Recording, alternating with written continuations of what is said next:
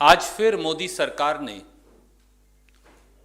देश की गृहिणियों, देश की महिलाओं, देश के आम आदमी, देश के साधारण व्यक्ति के बजट पर डाका डाला है। मोदी जी ने गैस सिलेंडर का भाव 144 रुपया बढ़ा दिया। मैं याद करवाना चाहूंगा मोदी जी, 16 मई 2014 को बिना सब्सिडी वाले गैस सिलेंडर का भाव था 414 रुपया। 5.5 साल मोदी जी के कार्यकाल के बाद आज गैस सिलेंडर का भाव बढ़कर हो गया है 858 रुपया 50 पैसा। यानी जितना भाव था 110% की वृद्धि गैस सिलेंडर के भाव में 5.5 साल में मोदी जी ने की है। और पिछले एक साल में 2019 में प्रधानमंत्री बनने के बाद 200 रुपया गैस सिलेंडर का भाव बढ़ा चुके। बगैर सब्सिडी वाले गैस सिलेंडर का भाव 16 मई 2014 को 412 रुपया था, वो भी आज बढ़कर 567 रुपया प्रति सिलेंडर हो गया है। यानी 155 रुपया प्रति सिलेंडर की 5.5 वर्ष में बढ़ोतरी। अगर कोई परिवार और व्यक्ति और कोई हमारी बहन, गृहिणी, महिला 12 सिलेंडर तो एक साल में कम से कम इस्तेमाल करते हैं, तो उन 12 सिलेंडर में आज की केवल अगर 144 रुपया में लगाऊं तो मोदी जी ने 5,334 रुपया आपकी जेब से निकाल लिया। इसे कहते हैं जनता के बजट पर करंट लगाना। चुनाव से पहले तो कहते थे इसको करंट लगाएंगे, उसे गोली मारेंगे, पर क्या मालूम था कि मोदी सरकार जो है वो देश की जनता के घर के बजट पर करंट लगाने वाली है, जो उन्होंने किया है। और ये 144 रुपया हिंदुस्तान में 25 करोड़ 21 लाख जो हैं सिलेंडर बिकते हैं। इस 144 रुपए की बढ़ोतरी से मोदी जी ने देश की जनता की जेब से 43,562 करोड़ रुपया सालाना निकाल लिया। चौंकिए मत, केवल इस एक वृद्धि से देश की जनता की जेब से 12 सिलेंडर के उपभोक्ताओं की जेब से साल में 43,562 करोड़ रुपया निकाल लिया, केवल इस एक वृद्धि से। जिसे कहते हैं मोदी जी का करंट, जो जोर का झटका जोर से लगाते हैं और महिलाओं और गृहिणियों का बजट बिगाड़ते हैं। केवल यही नहीं, इस बजट में जो चालू बजट है 2020-21 का, खाने की सब्सिडी पर मोदी जी ने 68,650 करोड़ रुपया काट लिया, यानी कम कर दिया।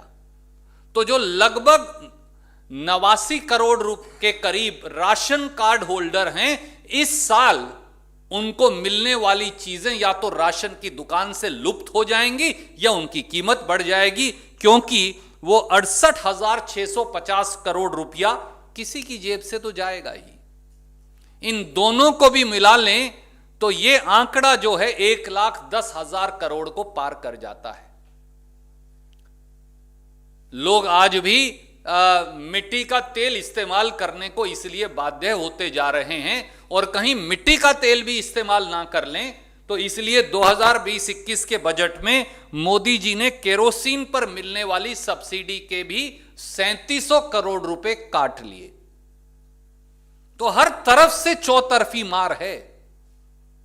प्याज आज भी 74 रुपया किलो है, 2014 में 17 रुपये किलो पर छोड़कर गई थी कांग्रेस। टमाटर हम 16 रुपया किलो पर छोड़कर गए थे, आज 35 रुपया किलो है। आलू 15 रुपया किलो पर छोड़कर गए थे, आज 28 रुपया किलो है। खाने का तेल 135 रुपया लीटर है। लहसुन और जीरा तो आम आदमी की सब्जी से गुम हो गया है, क्योंकि उसको खरीद नहीं सकते। अब प्याज और लहसुन चोरी होने लगे हैं और डायन महंगाई इस देश को खाए जा रही है। और उसके लिए और उस महंगाई के सबसे बड़े वकील खुद प्रधानमंत्री नरेंद्र मोदी जी हैं, जो महंगाई पर मार करने वाले थे, अब वो इस देश की गृहिणियों, महिलाओं और जनता के बजट पर वार कर रहे हैं। हम मांग करते हैं भारतीय राष्ट्रीय कांग्रेस की ओर से, अंतरराष्ट्रीय बाजार में तेल के दाम कम हो रहे हैं, अंतरराष्ट्रीय बाजार में एलपीजी के दाम गिर रहे हैं, पर मोदी जी आप पेट्रोल, डीजल, रसोई गैस, इन सब के दाम में इजाफा कर देश की जनता का जेब काट रहे हैं।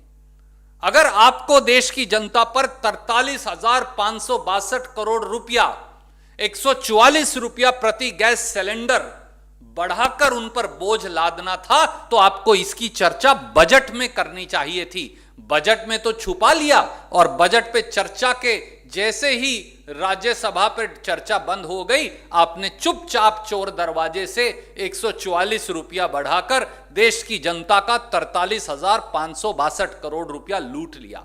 हम मांग करते हैं कि रसोई गैस की इस वृद्धि को वापस लिया जाए और जो कच्चे तेल के दाम गिर रहे हैं, वो सारी जो घटोतरी है कच्चे तेल की, उसे अपनी जेब में मुनाफे के तौर पर ना डालकर देश की जनता को, देश के किसान को, देश के स्कूटर मोटरसाइकिल चलाने वाले से electrocuted the budget of the common man.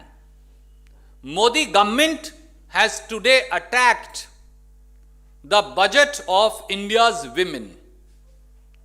Modi government with one stroke of pen has increased the price of gas cylinder by rupees 144, taking the price of non-subsidized gas cylinder to rupees 858.50.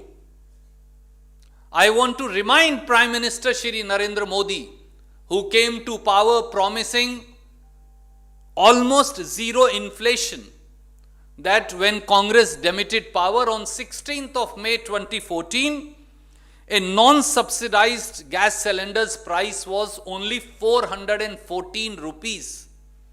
It is 858 rupees 50 paisa today. That is an increase of over 100% in less than 5.5 years. If you use 12 cylinders in a year, then only based on the current increase of rupees 144, the additional outflow from every woman's and every person's budget will be 5,334 rupees. The subsidized cylinder on 16th May 2014 was only rupees 412. It is 567 rupees a cylinder today. An increase of rupees 155 per cylinder.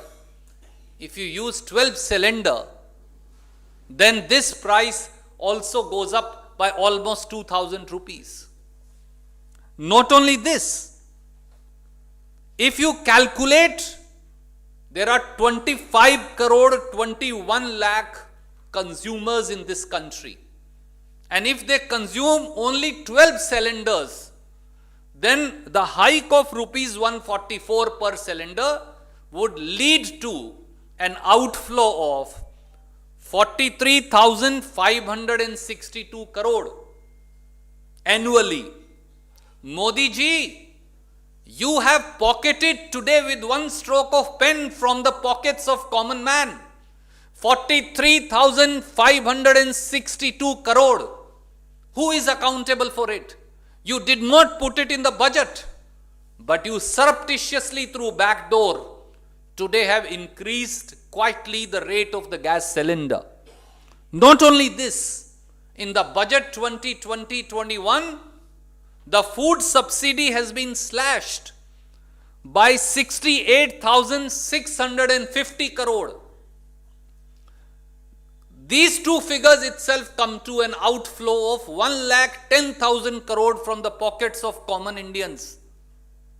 On one side, they are plagued by runaway food inflation and the other inflation, and on the other side, you heap upon them a food subsidy cut of nearly 69,000 crore and take out from their pocket by increasing the price almost 43,562 crore. Who's accountable?